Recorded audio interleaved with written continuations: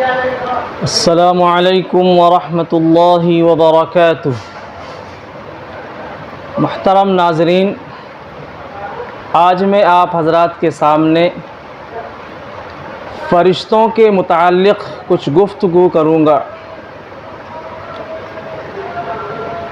فرشتوں کی تعداد کتنی ہے؟ کون کون سے فرشتے اللہ تبارک و تعالیٰ کے مقرب ہیں اور کون سے فرشتے مشہور ہیں؟ تو فرشتوں کی تعداد کے بارے میں اللہ کے سوا کوئی نہیں جانتا کہ فرشتوں کی تعداد کتنی ہے، اور فرشتے اللہ تبارک و تعالیٰ کی نورانی مخلوق ہیں۔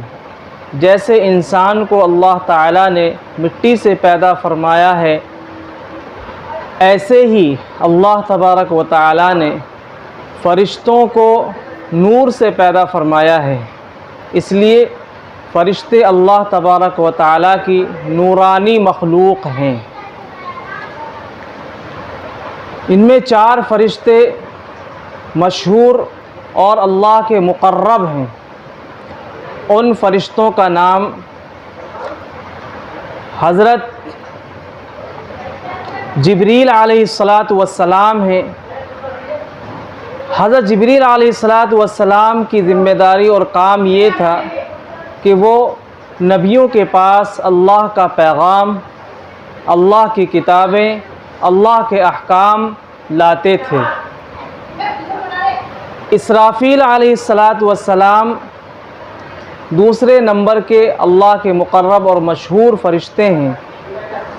ان کا کام یہ ہے کہ بارش برسانا اور لوگوں کی روزی بانٹنا، یہ لوگوں میں رزق بانٹتے ہیں۔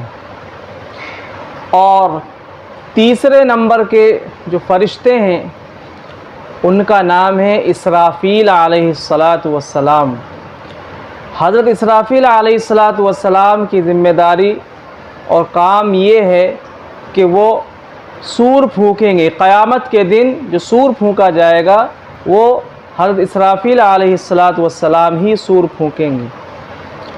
اور آخری نمبر کے، چوتھے نمبر کے جو مشہور اور مقرب فرشتے ہیں وہ ملک الموت یعنی حضرت جبریل علیہ السلام، ملک الموت یعنی حضرت اسرائیل علیہ السلام ہیں۔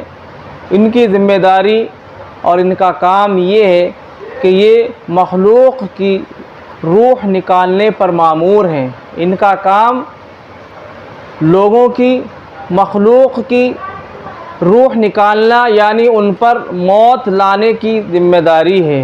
جس شخص کی موت آتی ہے تو وہ پروانہ حضرت اسرائیل علیہ السلام ہی لے کر کے آتے ہیں۔ تو اس طرح سے یہ 4 اللہ تبارک و تعالیٰ کے مقرب، مشہور و معروف فرشتے ہیں۔ ان کے علاوہ فرشتوں کی تعداد اللہ تعالیٰ خود جانتا ہے، کوئی نہیں جانتا۔ السلام علیکم ورحمۃ اللہ وبرکاتہ۔